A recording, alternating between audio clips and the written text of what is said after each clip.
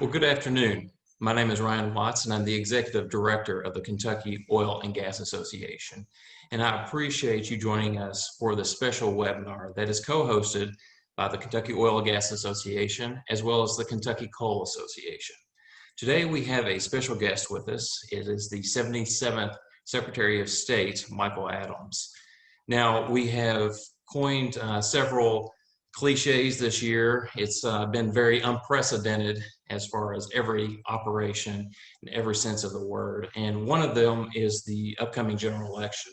And I must commend the Secretary for all of his hard work of preparing the state of Kentucky for the next general election. So with that, we have several changes coming to us, several deadlines coming up. I know that the counties have already submitted their plans and are looking forward to getting the vote started on October 13th.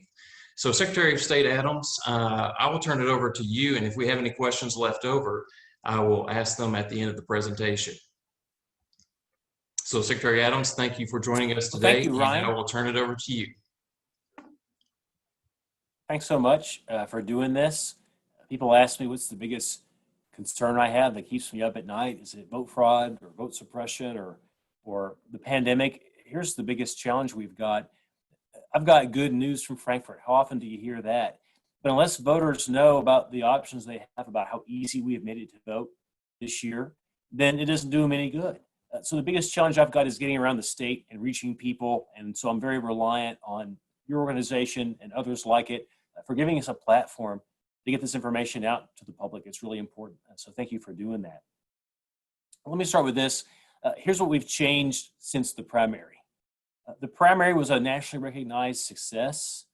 Other states are jealous of us. They're calling us for advice on how to run their elections better. I'm really proud of that. Being a rookie Secretary of State coming in during a crisis, I'm really proud of my team and the State Board of Elections and the county clerks and the governor, all of us working together in a fair and bipartisan way to have a successful election. In our primary, we had no spike in COVID-19 cases, despite hundreds of thousands of people voting in person. We had no vote fraud. I can't remember the last election in Kentucky without vote fraud. There was no vote suppression. We had huge turnout. Everyone got to vote who wanted to vote.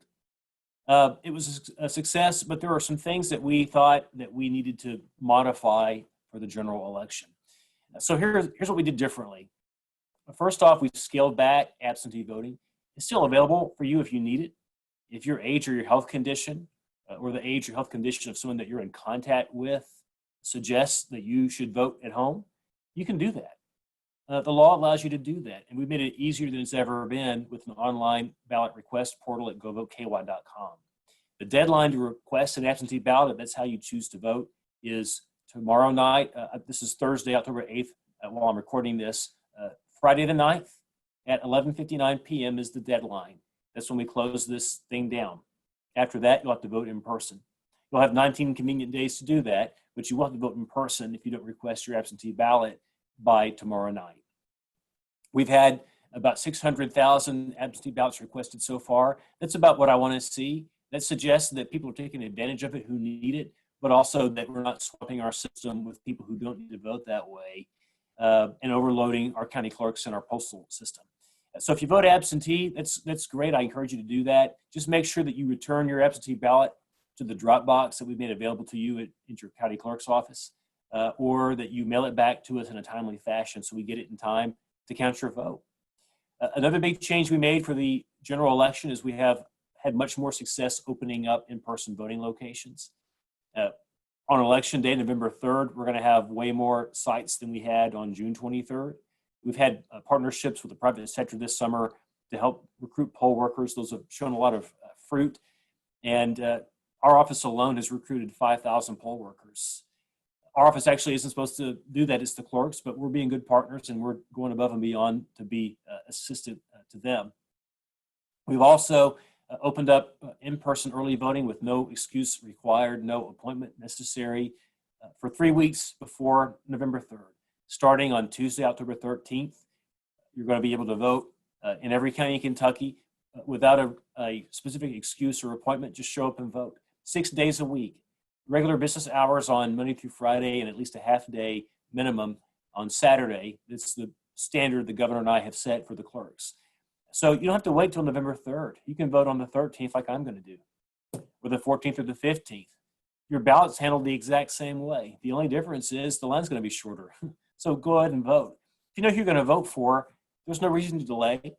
If you're still making up your mind, great, take your time. You'll get information and make an informed decision. But if you know who you're going to vote for, there's no arbitrary reason to wait till the 3rd of November. Go ahead and vote. Get your absentee ballot back, or go vote in person starting on Tuesday the 13th.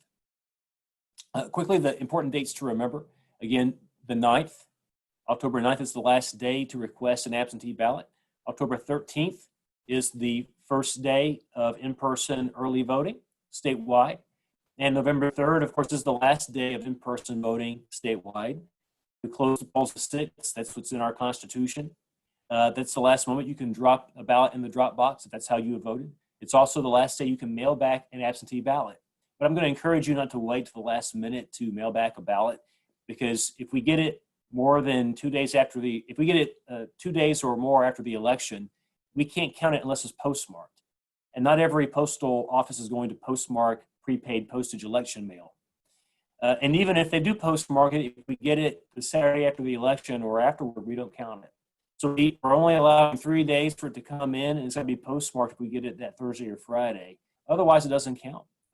Don't disenfranchise yourself. Make sure you vote timely, and we can count your vote. So that's the quick dog and pony show. If you have any questions, I'd love to take them. Yeah, I just got a few here. I know that you had sent out an urgent call for poll workers. Has the deadline already passed for that? Do you still need poll workers? What's the situation on that? Well, in a real sense, there is no deadline. We could always use more volunteers as alternates. We think we have enough volunteers to man the sites that we have made available. And by the way, at sos.ky.gov, as these kind of plans have been approved, we've been putting them up on our website. So you can go to sos.ky.gov and see what your voting options are, see the locations and hours in your county. Be patient with us. It takes us time to get all that uploaded. And I have a very, very skeleton crew here. But we're getting that up on our site as quickly as we can. Yeah, I'm sorry. Did I miss the rest of your question? I believe it does, yes. And my next question is, Yeah. usually, the Secretary of State's office usually releases this number either the day of or maybe a couple days before, but have you guys already predicted the voter turnout for this general election in Kentucky? I'm using a rough gut sense at this point. It's so early. Right now, my operating assumption is 72%, which is a historic high. That's taking the roof off. That's a pretty big turnout in a Kentucky election. I'm going to make a more formal projection as we get closer to the election. I've got more metrics to base that on, but I'm tracking absentee ballot requests. I'm tracking interest at the clerk level, phone calls they get. I'm tracking turnout in other states and so forth and so on. So right now, I'd say roughly 70% of voters are going to vote. And that's what we're planning around. We're asking our county clerks to have enough ballots available for 85% turnout, which we don't expect, but we don't want to run out of ballots. Absolutely. What types of security measures have you implemented to make sure that the actual vote is, related to the actual voter? Well, this is the most secure election Kentucky's ever had. Our high turnout, I'd like to think, is because our voters have confidence in our system. They think that their vote matters, it'll be counted, and a fraudulent vote will not be counted. So the first thing, obviously, is photo ID to vote. That's something that I spearheaded myself. I ran on it, won on it, helped write the bill, helped pass the bill, and actually personally signed it into law after it passed over the veto of the governor. So I'm really proud of that. We've implemented photo ID to vote this fall. It's now on the books. We do have exceptions available for people who can't get a photo ID due to no fault of their own, due to COVID-19. We get it. We're going to be humane. But otherwise, we expect people to show up with a photo ID. For the first time, this is now legally required. All 120 counties, it's no longer discretionary on the county clerk's part to ask or not ask for a photo ID. But we have other controls in place too. For example, with absentee balloting, this is the first time in Kentucky history that absentee balloting also had a photo ID requirement. We check your driver's license when you request an absentee ballot. We have access to your driver's license through our database that we worked out with the governor's office. And so we can check your ID and check your signature when your ballot ultimately comes back. So that's another mechanism we have, is we verify signatures.